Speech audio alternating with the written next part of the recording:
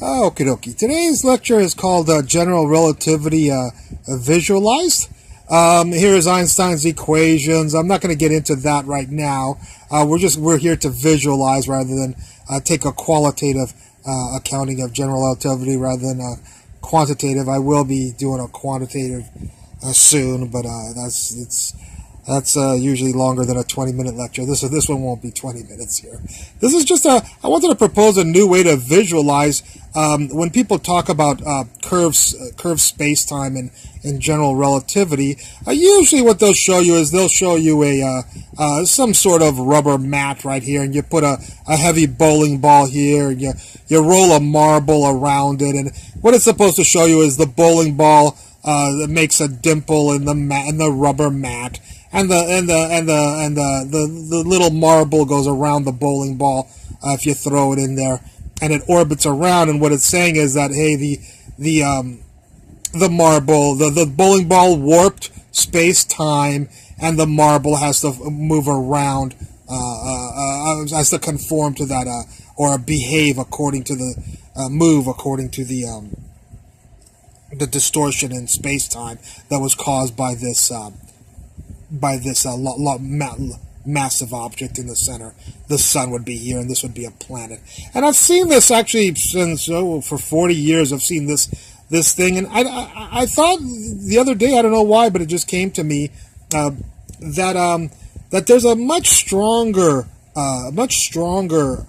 way to understand that space-time is the actual distortion of space-time in general relativity, and that is to look at a flat surface here, and you have a green man and a purple man, and if it's a flat surface and this guy walks parallel to this person, the two people won't be they won't be attracted to each other. They'll stay on their parallel lines like this.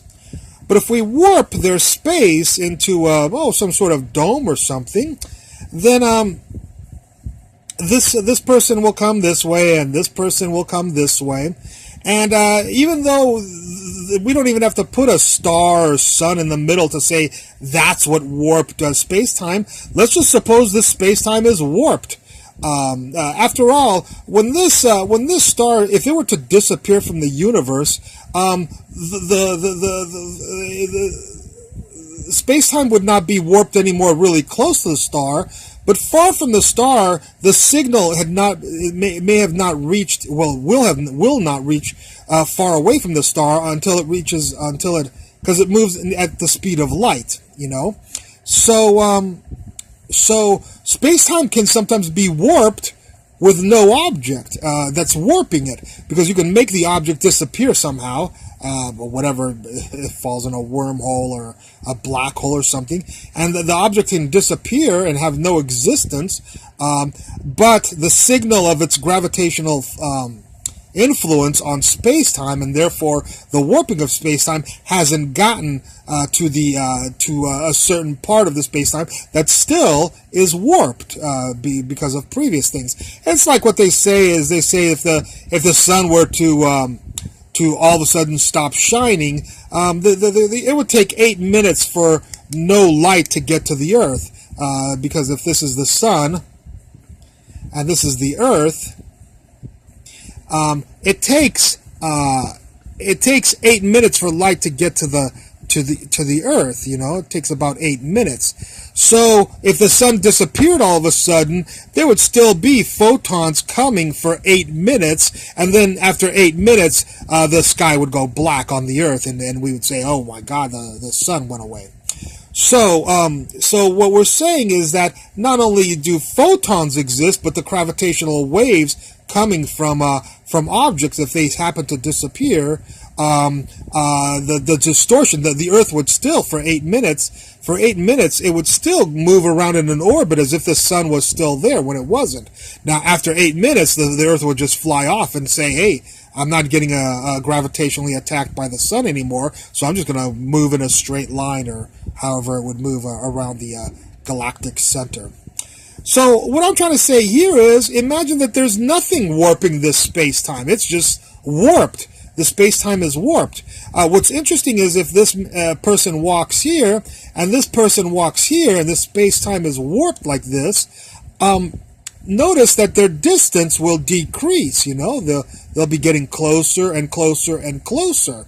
And so because the two people or objects, you can do bowling balls or whatever, if they were to roll or move along this and they would get closer, they would have the illusion that there's a force between the green person and the purple person. They'd think like, hey, something is pulling us together, when you don't have a star or a planet or whatever that's pulling them together. In this little scenario, all you have is warped space-time that they're traveling on. If the space-time is flat, then they won't think that there's a force between them. But if you bend the space-time and don't even have a star to bend it or whatever, you just happen to bend it some way and permanently leave it bent, although right now the only thing that we know that can bend space-time that's been proposed by general relativity is massive objects. But what I'm trying to show you is an abstract notion that if the space-time is bent, two people, without any object bending it, somehow it just got folded into a cup like this.